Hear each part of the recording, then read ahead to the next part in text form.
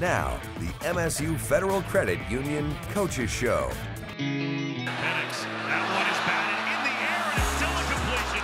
Jalen Polk able to run underneath it and get all the way down for a touchdown. That happened, move it out the way, move on to the next.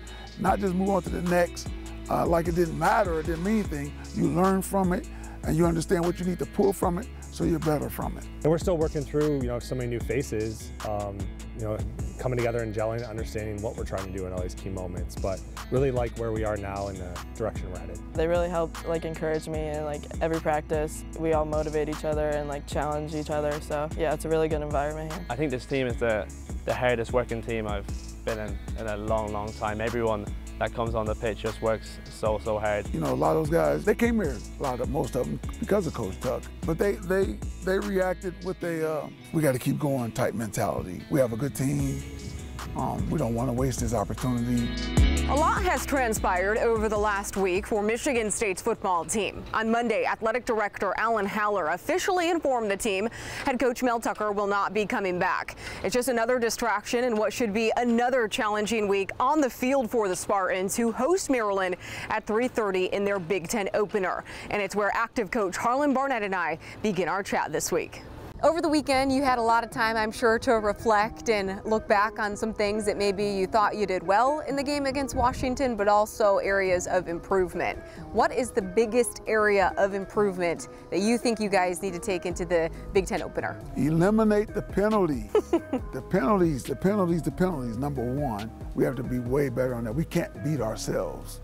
And when you're playing good teams, like Washington, like in the Big Ten, like Maryland, the upcoming team, you cannot beat yourself and give them, you're basically giving them gifts of points and things like that.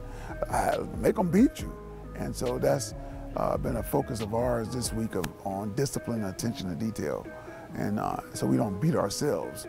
And let's go out and earn a win and make them earn one if that's the case. I liked how you mentioned in the press conference that Scotty Hazelton showed the guys some NFL games and related your loss to Washington to maybe some of those NFL games. What do you think the players learned from it? How did it resonate with them? It resonated with them very well because they saw it's not the end of the world. It was when he showed that it was teams that went on to win the Super Bowl from multiple years.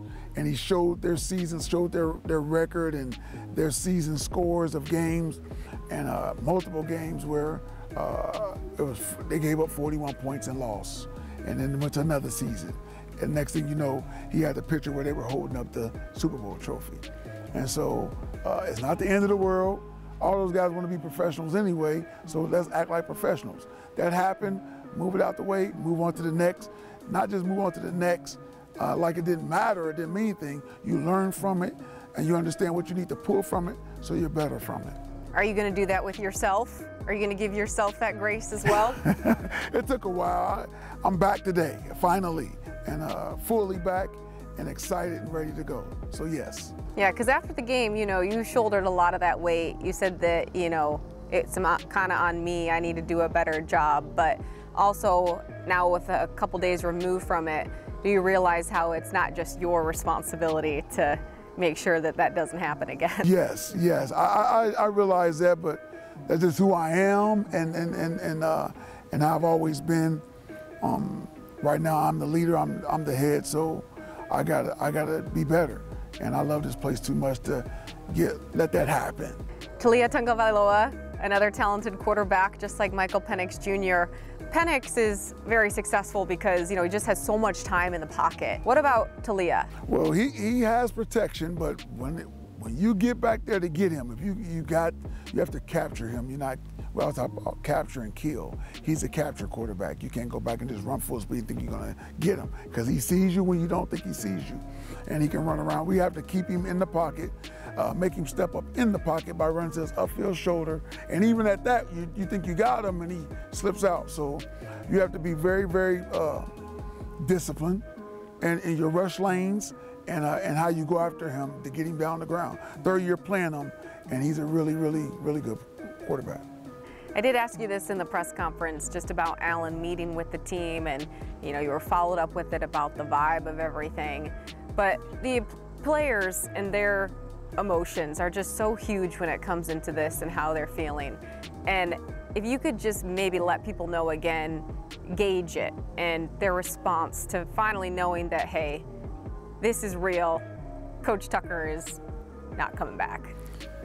They, first of all, you know, a lot of those guys, you know, really love Coach Tuck. They came here, most of them, because of Coach Tuck in a lot of ways. And, but they reacted with a,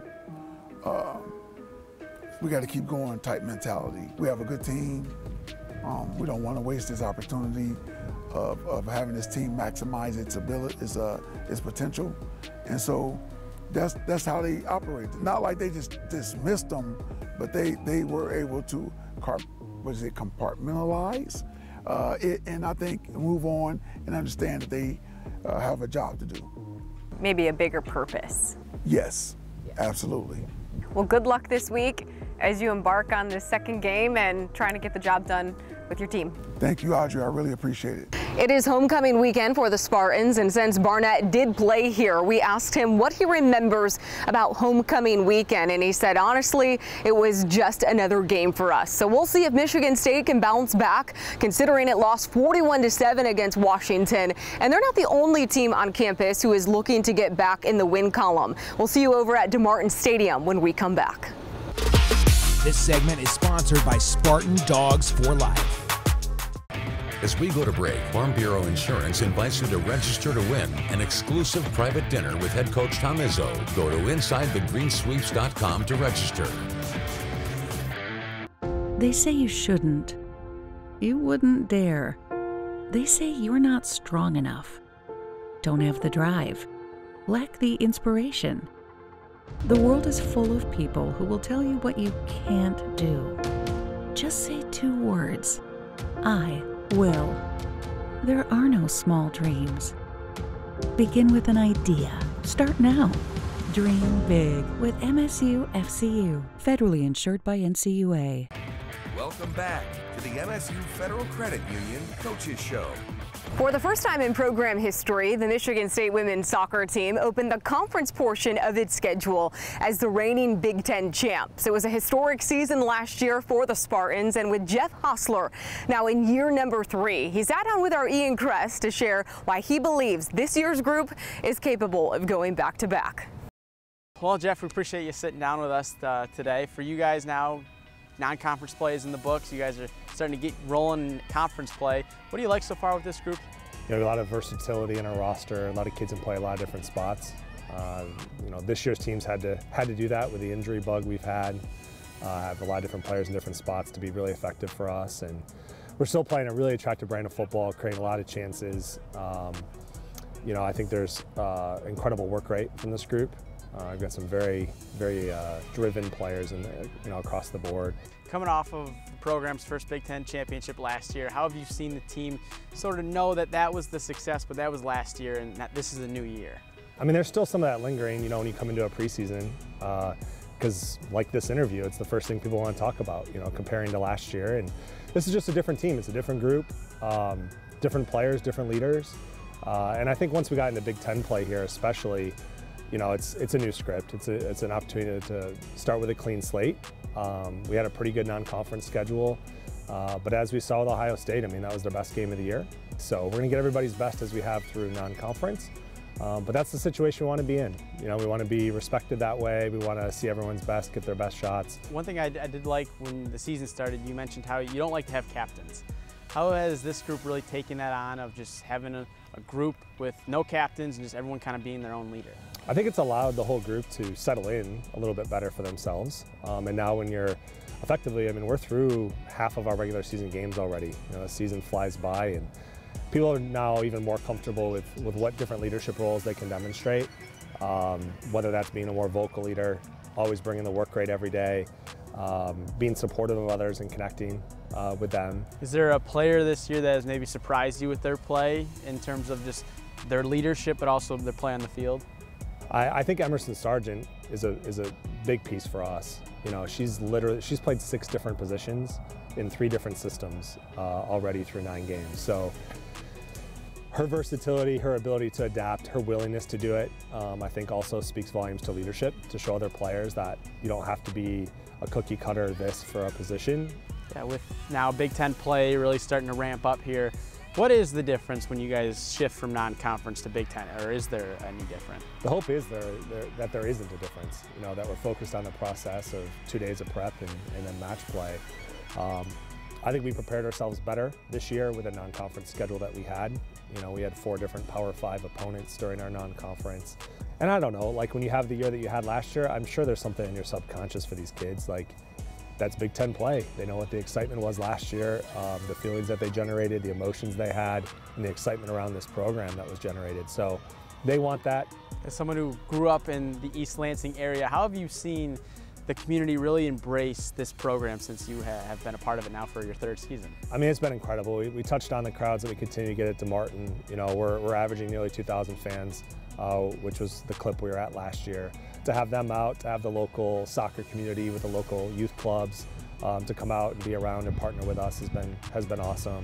And it's been super cool in the last year. You know, with the year we had, we went out to a restaurant in Lansing last week, and like kids were stopping to take pictures with the players. You know, a kid walked in with a Michigan State soccer sweatshirt, and our players were super excited to be that. And they knew our players' names, and they were talking about like a 7-year-old kid in Lansing. So it's super cool for us to see the players have that connection, and to be able to walk around the community and have people, you know, give you a go green or tell you good job, coach, or tell you good job to your players. It just reinforces what a special place this is. One newcomer who has impressed Hostler and is giving the team a chance to repeat as Big Ten champs is Bella Najera. We sit down with the Big Ten Freshman of the Week when we come back. This segment is sponsored by MSU Healthcare. Welcome back to the MSU Federal Credit Union Coaches Show. After losing 3 of their top 5 goal scorers from last season, Jeff Hostler and his crew needed someone to rise to the occasion this year. And so far, true freshman Bella Najera has been getting the job done. The Big Ten Freshman of the Week has been on a scoring frenzy as of late. And as our Haley Schoengart learned, she's been playing with the best of them for quite some time now. How's life been like in college for you? I mean, it's been definitely an adjustment from high school. I have a lot of free time after my classes, but it's a little busy with soccer, so I've just been trying to do my best, keeping up with schoolwork and soccer at the same time. But it's been fun. What really drew you to Michigan State? Both the coaches and the culture. I feel like all the coaches I really loved, and we have a great relationship. And also the team culture. The first 2 weeks I came here as a freshman, I was a little nervous, but right away the team brought me in. It didn't really feel like I was a freshman, and everyone's just so supportive of each other here. Going back to your time in Illinois growing up, you're from a very athletic family. What was it like growing up with siblings that both play collegiate athletics? I mean, it was a little hard for me because I was the youngest, so obviously I wanted to follow in their footsteps, and they made pretty big footsteps, but we were always really competitive. We would go outside and play different sports every day, and I think they really motivated me and helped me become the player I am today, because I've always strived to become as good as them and even better. Your sister played soccer, right? Yeah, Iowa State. Now she's at Kentucky for her 5th year. Have you ever played against your sister? No, I've never played against or with her, but maybe in the NCAA tournament at the end. What's it like having a sister that plays another Power 5 women's soccer team? It's hard because usually we play on the same days, so we can't really watch each other. And my parents have the split screen at home trying to watch both. When I was in my recruiting process, I looked up to her and see her process and what she had to do every day. And yeah, she really helped me with all that stuff.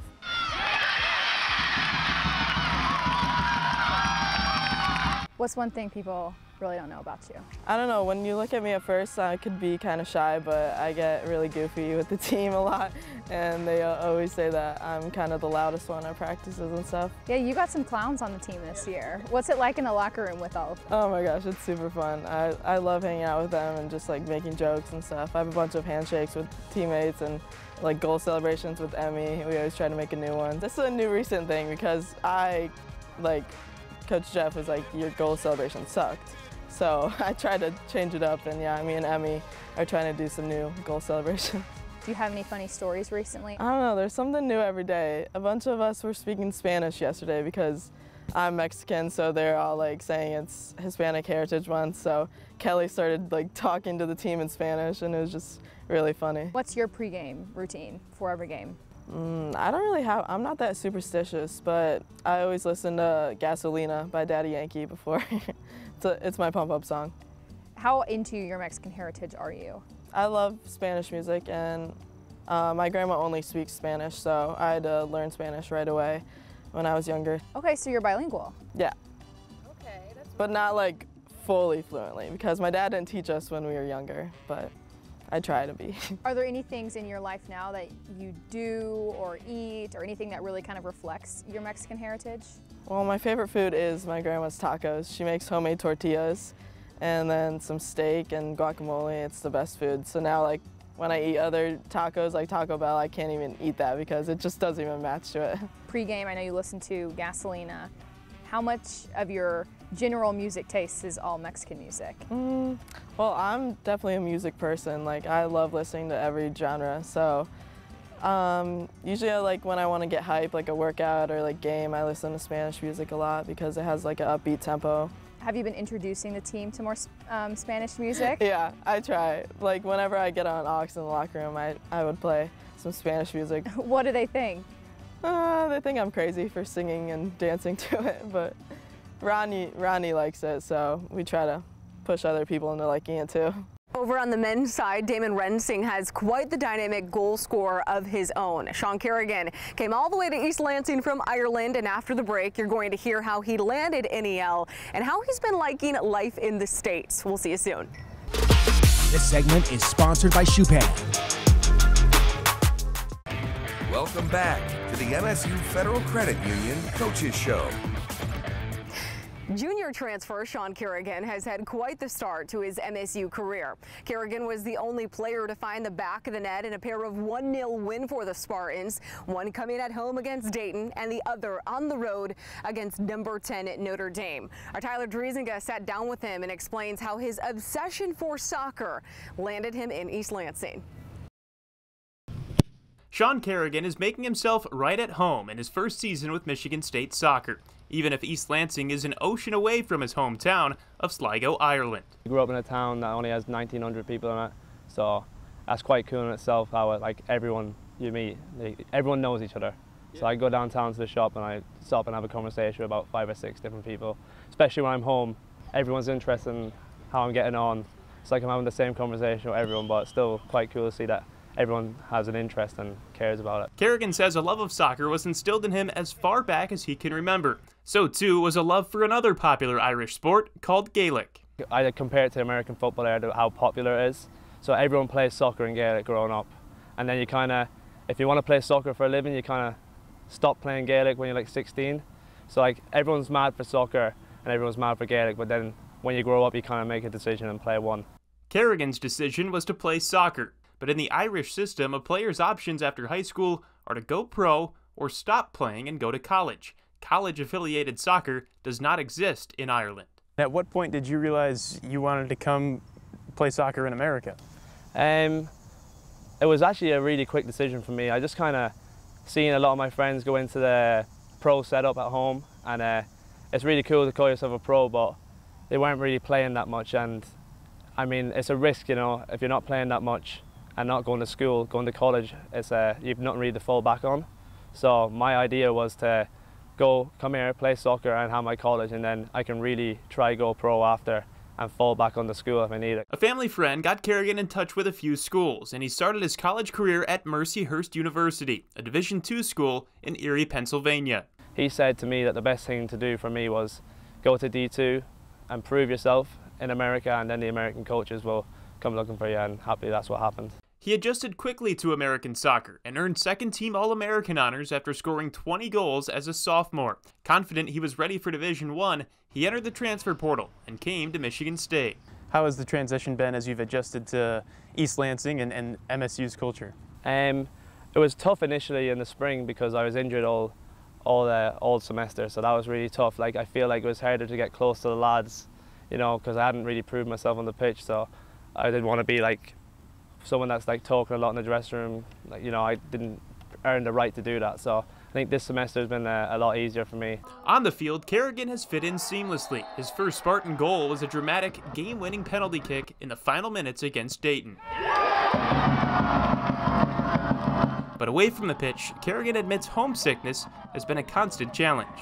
It's really tough being away from home. But I guess when you come over here, like if I was coming to college without playing for a team, it'd be really hard and you'd be really homesick. But when you go into a team, you kind of make friends straight away, and they've kind of become your family. But obviously there's days where the game ends and all the players go and see their family after the match, and you don't see yours. That's tough, but it's just something you have to get over, I guess. What have been some of the other hard parts of adjusting to life here in America?